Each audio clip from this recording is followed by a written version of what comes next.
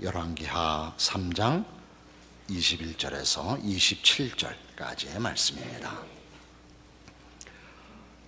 모압의 모든 사람은 왕들이 올라와서 자기를 치려 한다 함을 듣고 갑옷 입을 만한 자로부터 그 이상이 다 모여 그 경계에 서 있더라. 아침에 모압 사람이 일찍이 일어나서 해가 물에 비침으로 맞은편 물이 붉은 피와 같음을 보고 이르되 이는 피라. 틀림없이 저 왕들이 싸워 서로 죽인 것이로다. 모압 사람들아 이제 노략하러 가자 하고 이스라엘 진에 이르니 이스라엘 사람이 일어나 모압 사람을 쳐서 그들 앞에서 도망하게 하고 그 지경에 들어가며 모압 사람을 치고 그 성읍들을 쳐서 헐고 각기 돌을 던져 모든 좋은 밭에 가득하게 하고 모든 샘을 메우고 모든 좋은 나무를 베고 길하레셋의 돌들은 남기고 물매꾼이 두루 다니며 치니라. 모압 왕이 전세가 극렬하여 당하기 어려움을 보고 칼찬 군사 700명을 거느리고 돌파하여 지나서 에돔 왕에게로 가고자 하되 가지 못하고 이에 자기 왕위를 이어 왕이 될 맏아들을 데려와 성 위에서 번제를 드린지라. 이스라엘에게 크게 경노함이 임하매 그들이 떠나 각기 고국으로 돌아갔더라. 오늘 본문 내용은 좀 어렵습니다. 그죠? 내용은 그 북왕조 이스라엘이 원래 모압을 그 속국으로 다스리고 있었는데 그 아합 왕이 죽자 북왕국 이스라엘의 국력이 좀 약해집니다. 그러자 모압이 이제 독립을 했죠. 다시 붙들어 두려고 북왕국 이스라엘이 남왕국 유다 왕과 또 에돔을 동원해서 전쟁을 한 얘기입니다. 모압이 거의 괴멸 직전에서 모압 왕이 자기 뒤를 이을 아들을 번제로 바쳐서 그 백성들이 분발하여 그 위기의 순간을 극복하고 나라를 지켜냈다, 그런 얘기입니다. 그러나 이것이 이스라엘 쪽에서 쓴 것이기 때문에 우리 말 표현에 보면, 우리 성경 표현에 보면 27절에 보듯이 이에 자기 왕위를 이어 왕이 될 맏아들을 데려와 성 위에서 번제를 드린지라. 이스라엘에게 크게 경노함이 임하매 그들이 떠나 각기 고국으로 돌아갔더라.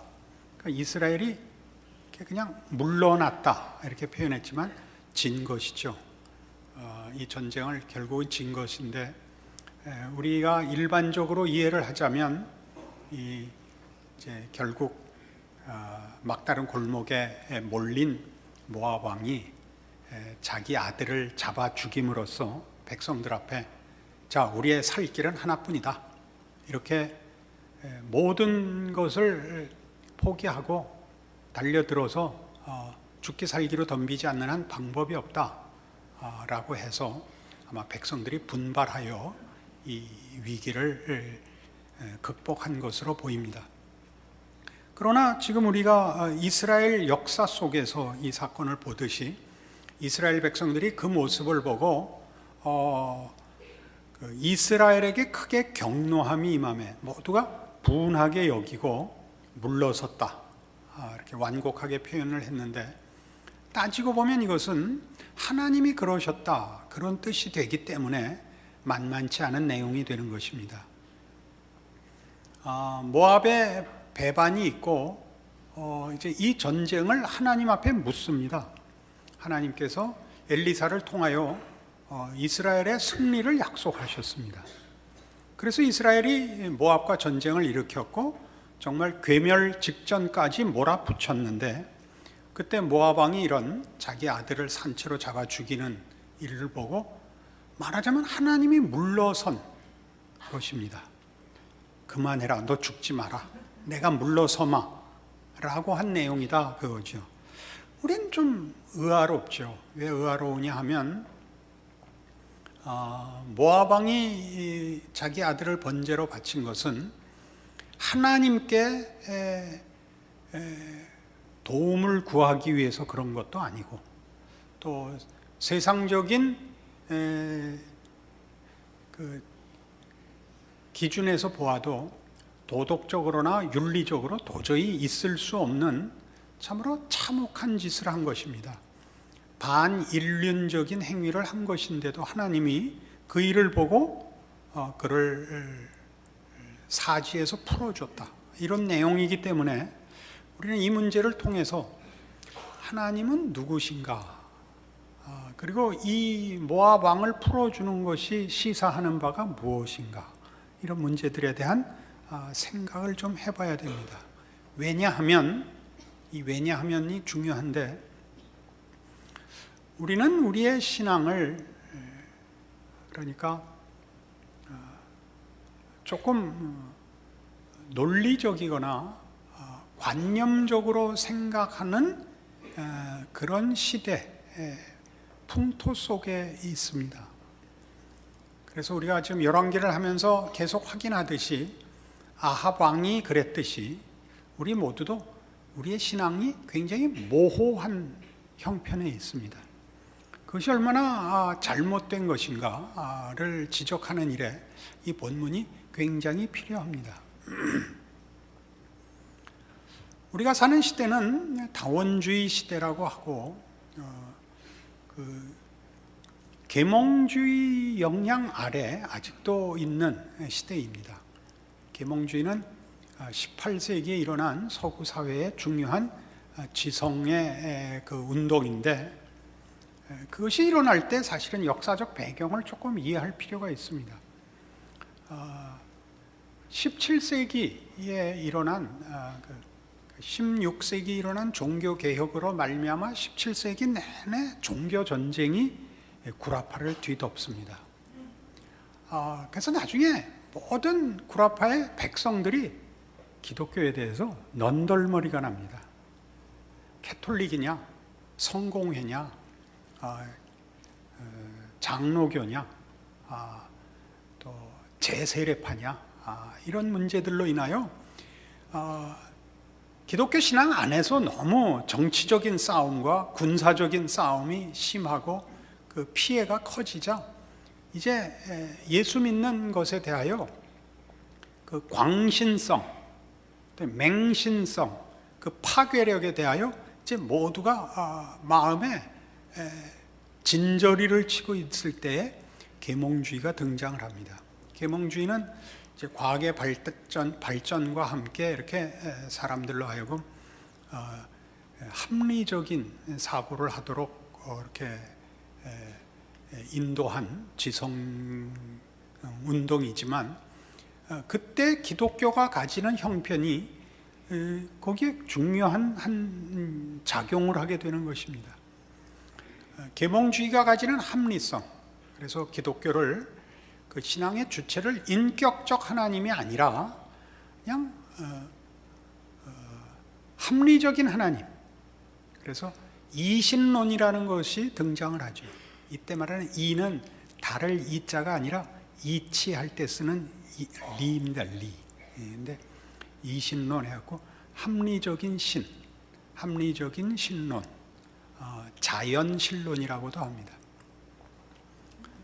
이런 움직임이 이 기독교의 광포함에 대하여 이제 그 염증을 느낀 기독교 안에도 깊이 들어오게 됩니다. 그래서 신을 인격적인 신 내에서 합리적인 신으로, 상식적인 신으로 이렇게 생각해서 변화를 가지자,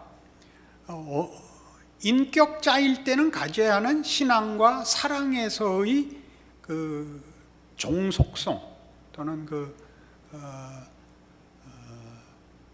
뭐라 그래야 됩니까? 그 선택이라는 데서 벗어나서 믿는 것과 안 믿는 것, 기독교라는 종교와 다른 종교의 구별이 약화됩니다.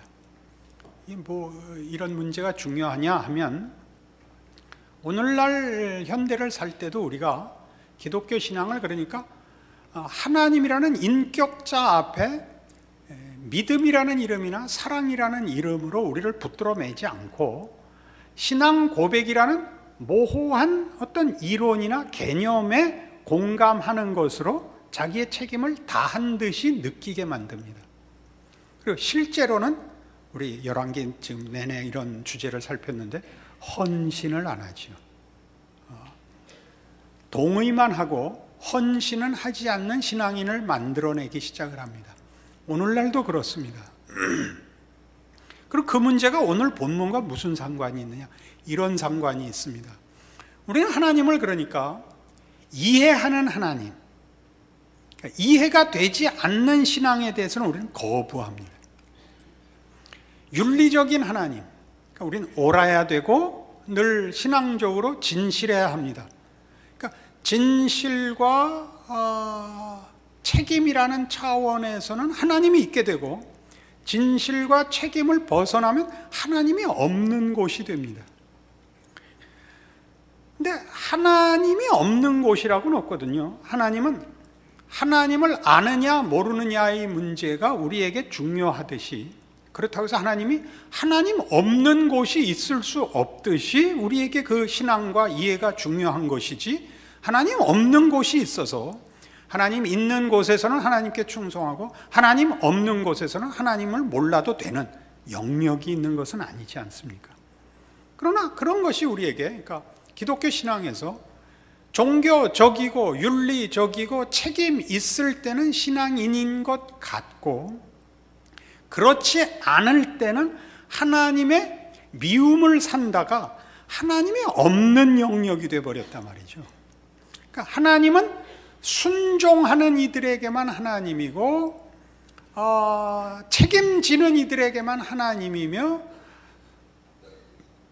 반대하고 외면하고 무책임하게 사는 자들에게는 벌을 줄지언정 거기는 충성하고 복받는 데에 계시는 하나님으로서의 하나님은 없는 곳이 되어 있다고요.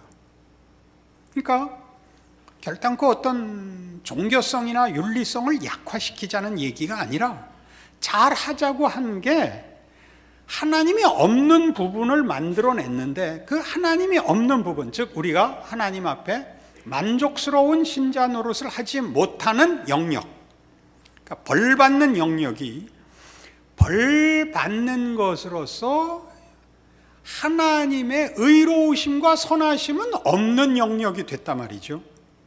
근데 실제로 우리의 신앙생활은 하나님이 복을 주는 영역에 속한 순간보다 하나님이 벌하는 영역에 속하는 순간이 더 많은데, 하나님이 벌하는 영역에서의 하나님은 벌만 주시는 하나님이 아니라 거기서도 하나님은 하나님이다, 그 얘기를 오늘 본문이 하는 것입니다. 이 표정을 제가 벌써 25년째 보고 있다니까요. 하나님은 벌을 주시거나 심판을 할 때도 복을 위하여 하나님의 의로우심과 선하심으로 벌을 주시지, 순전히 증오하고 순전히 심판하기 위해서만 그러시는 하나님은 아닙니다.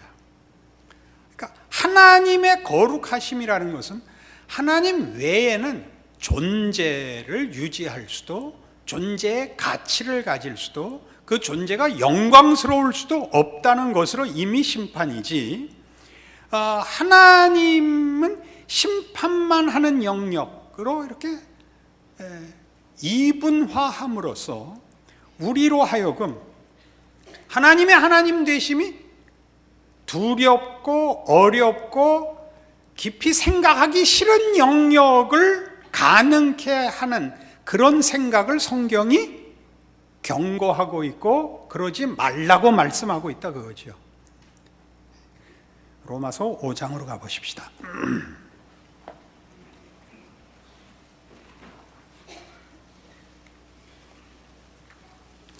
신약성경 244페이지에 오시면 로마서 5장 6절 이하에 이런 말씀이 나옵니다. 우리가 아직 연약할 때에 기약대로 그리스도께서 경건하지 않은 자를 위하여 죽으셨도다. 의인을 위하여 죽는 자가 쉽지 않고 선인을 위하여 용감히 죽는 자가 혹 있거니와 우리가 아직 죄인 되었을 때 그리스도께서 우리를 위하여 죽으심으로 하나님께서 우리에 대한 자기의 사랑을 확증하셨느니라. 여러분 잘 아는 말씀이죠. 예수님께서 우리를 구원하기 위해 죽으셨습니다. 죄인을 위하여 죽으셨습니다. 이 위하여라는 말을 쓰면 이 말 뜻에 아무런 다른 생각을 할 여지가 없지만 조금 더 깊이 이렇게 생각을 해보십시오.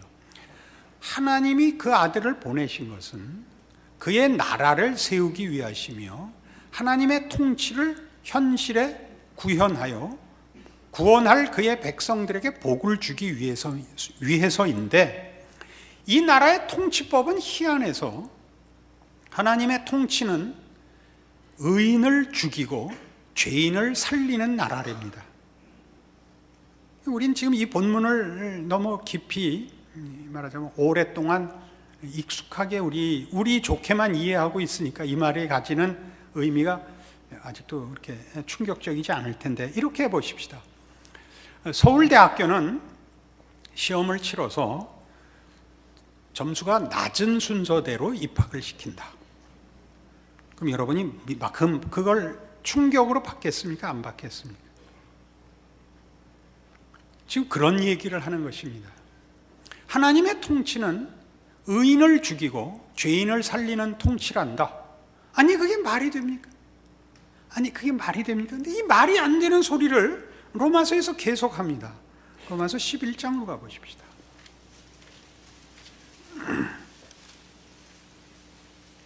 (25절로) 갑니다. 형제들아, 너희가 스스로 지혜 있다 하면서 이 신비를 너희가 모르기를 내가 원하지 아니하노니, 이 신비는 이방인의 충만한 수가 들어오기까지 이스라엘의 더러는 우둔하게 된 것이라. 그리하여 온 이스라엘이 구원을 받으리라. 기록된 바 구원자가 시온에서 오사 야곱에게서 경건하지 않은 자를 돌이키시겠고, 내가 그들의 죄를 없이 할 때 그들에게 이루어질 내 언약이 이것이라 함과 같으니라. 자, 이방인의 충만한 수가 들어오기까지 이스라엘은 완악해졌다는 겁니다. 이스라엘을 통하여 이방이 구원을 받도록 의도된 것이 구약에서의 약속인데, 이방인을 구하기 위하여 이스라엘이 완악해졌답니다. 불순종하게 되고 실패하게 됐답니다.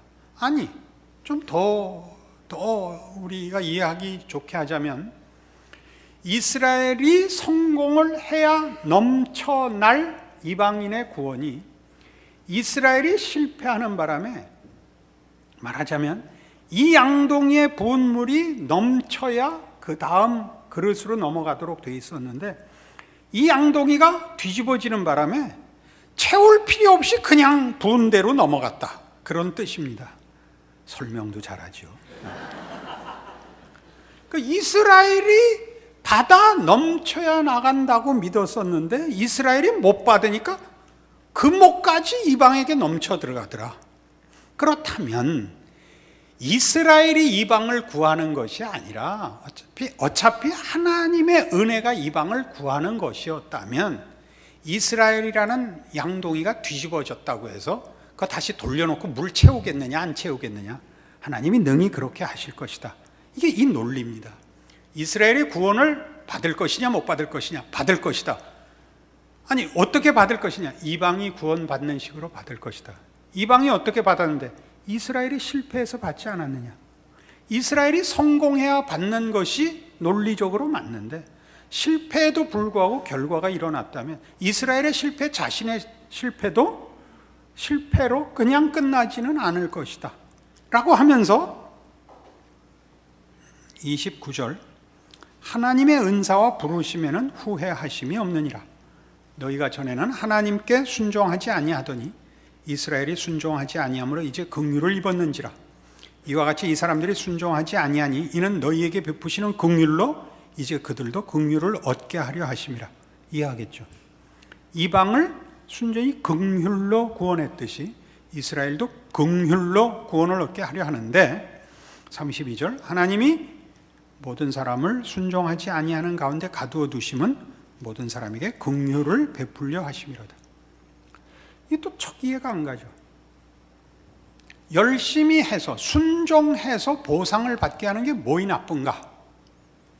왜? 열심히 해서 보상을 주는 식은 피하시고 다 보상을 받는 자리에 못 오게 하여 긍휼로만 결과를 받게 하시는가? 보상으로 받는 것과 비교할 수 없이 큰 것을 주기 위하여 우리가 순종하고 책임지는 것의 결과보다 큰 것을 주기 위해서는 보상의 원리 속에 우리를 묶어두어서는 안 되었기 때문에 불순종하는 대로 인도해 갔다라고 성경은 얘기합니다.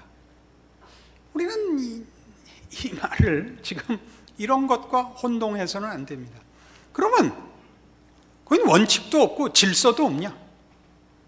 원인과 결과도 없고 책임질 일도 없다면 은혜라는 말은, 자비라는 말은, 긍휼이라는 말은 혼돈과 뭐가 다르냐?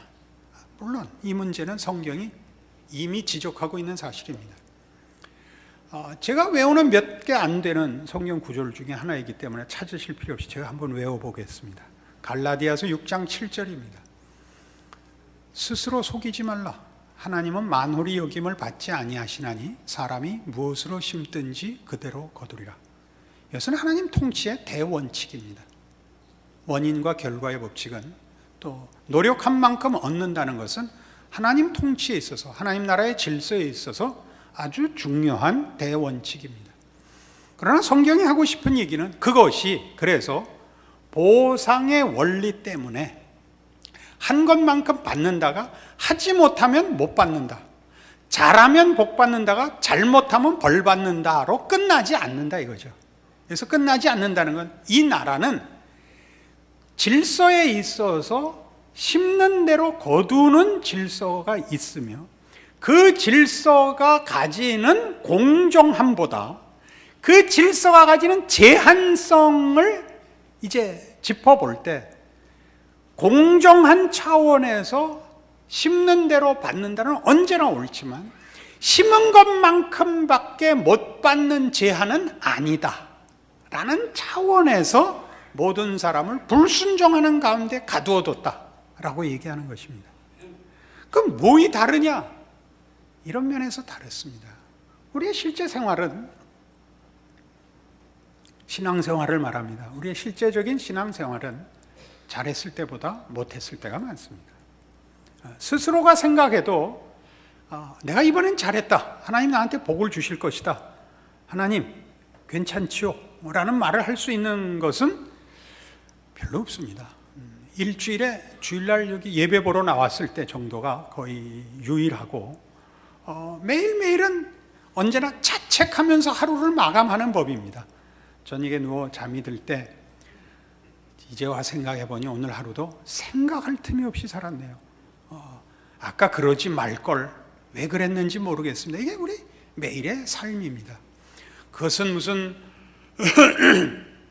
윤리적으로도 그렇고 이해관계에 있어서도 그렇고 교양에 있어서도 그렇고 지식의 문제에 있어서 그렇고 신앙의 문제에 있어서는 더더욱 그렇습니다. 우리는 자책할 게 더 많은 사람들입니다. 그러나 이제 성경이 얘기하는 바는, 그럼 하나님은 옳고 맞고 능력 있는 자들 앞에서는 태양이고 틀리고 모자라고 게으른 자들에게서는 하나님은 폭풍우냐? 그렇지 않다. 그 얘기를 하는 거죠. 우리가 못났을 때도 하나님은 의로우시고 선하신 하나님이다. 우리는 우리 자신이 우리를 들여다볼 때도 우리를 책할 수밖에 없지만 하나님은 꼭 그렇게 우리 하나님 노릇하시지 않는다. 이게 오늘의 내용입니다. 모압 왕은 어떤 면으로도 하나님 앞에 심지어 자비와 은혜를 받을 자격도 없습니다.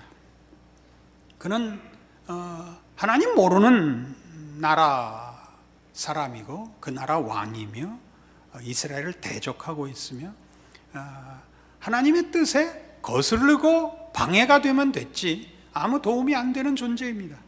그리고 마지막에 그가 궁지에 몰렸을 때 가장 참혹한 짓을 자행한 사람입니다. 그럼에도 불구하고 하나님이 물러서 그에게 말하자면 기회를 또는 자비를 베푸십니다. 이런 측면에서 기독교 신앙 세계에서 제일 나쁜 죄는 그런 의미에서 자살입니다. 자살이란 한 사람이 자신에 대하여 절망하고 세상에 대하여 절망하고 그리고 마지막 하나 하나님에 대하여 절망했을 때 택하는 것입니다. 기독교 신앙이 자살을 가장 큰 죄로 여기는 이유는 바로 그 세 번째, 자신에 대해서 절망할 수 있고 세상에 대해서 절망할 수 있지만 하나님에 대해서 절망하는 것은 하나님에 대한 모독이다 라는 측면에서 그러는 것입니다. 어떻게 자기 목숨을 끊을 수 있냐, 무책임하다, 이런 건 다 다음 얘기들입니다. 하나님은 우리로서는 다 이해가 되지 않는 하나님입니다. 여기서 이해가 되지 않는다는 것은 우리가 이해하는 것으로 제한시키는 하나님을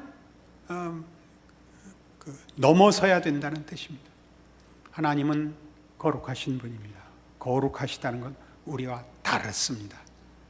그 생각하심과 깊이와 그 은혜와 그 자비와 사랑과 의로우심과 선하심에서 우리랑 다릅니다. 그래서 신자들이 가져야 되는 신앙상의 가장 큰 핵심은 뭐냐? 가장 절망적인 상황에서 하나님에 대하여 절망하지 말라는 말입니다. 그것을 성경은 이렇게 가르칩니다. 오늘의 성경적인 결론이라고 얘기할 수 있는 마태복음 11장에서 이런 말씀을 주십니다. 마태복음 11장 28절 이하에 가면 여러분 좋아하시는 이 구절이 나옵니다. 수고하고 무거운 짐진 자들아 다 내게로 오라 내가 너희를 쉬게 하리라. 이 중요한 약속입니다. 수고하고 무거운 짐진 자들아 다 내게로 오라 내가 너희를 쉬게 하리라인데, 이것도 그래서 믿음을 가지고 주님께 짐을 내려놓으면 다 져주신다 보다 더 가야 됩니다. 내가 그걸 내려놓지 못하고 쩔쩔매고 있을 때 그냥 나를 송두리째 안고 갈 것입니다. 내가 진 짐을 벗으라고 하지 않고 짐을 진 나를 송두리째 안고 가실 겁니다. 이 28절은 어떻게 등장하느냐 하면 앞에 20절 보시면 예수께서 권능을 가장 많이 행하신 고울들이 회개하지 아니하므로 그때 책망하시되 화 있을진저 고라시나 화 있을진저 벳세다야 너희에게 행한 모든 권능을 두로와 시돈에서 행하였더라면 그들이 벌써 베옷을 입고 제에 앉아 회개하였으리라. 그러니까 예수님께서 가장 권능을 많이 행해서 가장 많이 알아들을 조건을 제시한 곳들이 오히려 회개하지 않았다고요. 25절 그때 예수께서 대답하여 이르시되 천지의 주제이신 아버지여 이것을 지혜롭고 슬기 있는 자들에게는 숨기시고 어린애 아이들에게는 나타내심을 감사하나이다. 그래서 지혜 있는 자들, 알아들을 만한 것으로 결과를 삼지 않으시고 알아듣지 못하는 자들로 결과를 삼으시는 아버지여 감사합니다, 옳습니다라고 얘기합니다. 알아듣는 자들은 오늘 내내 하는 식으로 우리가 인과의 법칙을 쓴다든가 합리성을 가진다든가 이해력을 가진다든가 책임, 능력, 성실이라는 차원에서 우리가 한 것의 보상을 받는 것보다 큰 하나님이라는 주제입니다. 어린아이에게 나타내셨다는 것은 그들이 자기가 받을 것을 조건과 자격으로 가질 수 없는 자들을 상징하는 것입니다. 옳소이다, 이렇게 된 것이 아버지의 뜻입니다. 내 아버지께서 모든 것을 내게 주셨으니 아버지 외에는 아들을 아는 자가 없고 아들과 또 아들의 소원대로 계시를 받는 자 외에는 아버지를 아는 자가 없습니다. 이건 이해의 문제가 아니면 지식의 문제가 아닙니다. 내 아버지께서, 우리가 믿는 하늘 하나님께서 주시고자 하는 자에게만 준 복입니다. 그러니 너희는 말하자면 생각하려고 하지 말고 따져보려고 하지 말고 책임을 나누지 말고 나한테 맡겨라, 나한테 갖다 던져라. 수고하고 무거운 짐진 자들아 다 내게로 오라, 내게로 오라, 내게로 오라. 내가 너희를 쉬게 하리라 이겁니다. 이 말을 조금 바꾸죠. 우리 세상살이에서도 이런 사람을 만나는 것이 제일 큰 복인데요. 내가 어려움을 가지고 친구에게 하소연합니다. 나 이번에 이만저만한 일이 있는데 도대체 어떻게 해야 될지 모르겠어. 어떻게 하면 좋아? 친구가 이런 말을 하는 수가 있습니다. 이 일을 나한테 맡겨줄래? 어떻게 할 건데? 그냥 나한테 맡겨줘. 너는 자, 이 돈 갖고 제주도 가서 3박 4일 동안 회나 먹고 와. 이런 사람이 제일 좋은 친구고, 말하자면 국가적으로는 충신입니다. 자, 지금 어느 나라가 우리나라를 쳐들어오고 있다고 그러고 적의 병력이 200만이나 되고 각종 신무기로 무장을 하고 온다는데 어떻게 하면 좋을꼬? 그때 국방부 장관이 나와서 폐하, 옛날과 현대가 오고 가서 죄송하지만 폐하, 소신에게 맡겨주시옵소서. 그러면 얼마나 좋습니까? 이해하시겠습니까? 여러분, 자녀를 기르면 자녀들한테 부모가 늘 하는 얘기 아닙니까? 됐다, 너 가서 공부나 해라. 그건 엄마가 알아서 하마. 이거 아닙니까? 지금 우리가 믿는 하나님은 우리에게 이렇게 얘기하는 겁니다. 나에게 맡겨다오. 나에게 맡겨다오. 걱정하지 마라. 잘 살아라. 애 잡지 말고. 조금 더 할까요? 하나님이 심지어 이렇게 말씀하십니다. 그 아들을 보내신 것은 어떤 뜻이냐면 나에게 맡겨주시옵소서 폐하. 우리한테 그러는 겁니다. 아, 이것도 갑자기 우쭐할 리는 없겠죠? 이렇게 말한다고. 하나님이 그 아들을 우리의 모양으로 보내요. 우리를 위하여, 우리 손에 의하여 죽게 하십니다. 우리는 하나님 앞에 왕 같은 존재입니다. 참 놀랍습니다. 하나님이 사랑이라는 내용 안에서 우리를 그리 대접합니다. 대등하게 대접합니다. 아무개야, 내가 너를 책임지게 해다오. 그것이 오늘의 본문이죠. 우리의 삶이고 우리가 믿는 하나님이며 우리의 신앙 고백이 가지는 힘입니다. 여러분 스스로가 고단한 인생을 자인하고 계십니까? 그 고단함이 물리적인 고단함보다 신앙 자체로서 빚어진 고단함은 혹시 아니던가요? 하나님 앞에 나설 낯이 없고 간구할 면목이 없습니까? 나서십시오. 하나님은 여러분의 자책보다 크십니다. 여러분의 옳고 그름보다 크십니다. 놀라운 하나님이십니다. 이 하나님을 믿기에 우리는 감히 예배하러 나오고 기도를 하며 찬송을 하며, 사실은 이제 걷어치워야 되지만 고민을 하는 겁니다. 고민을 하죠. 자책을 하고. 여러분, 이 하나님을 믿으시는 분들로서의 이 큰 자랑, 수고하고 무거운 짐진 자들아 다 내게로 오라에 아멘 하시는 여러분의 생애 되시기를 바랍니다. 기도하십시다.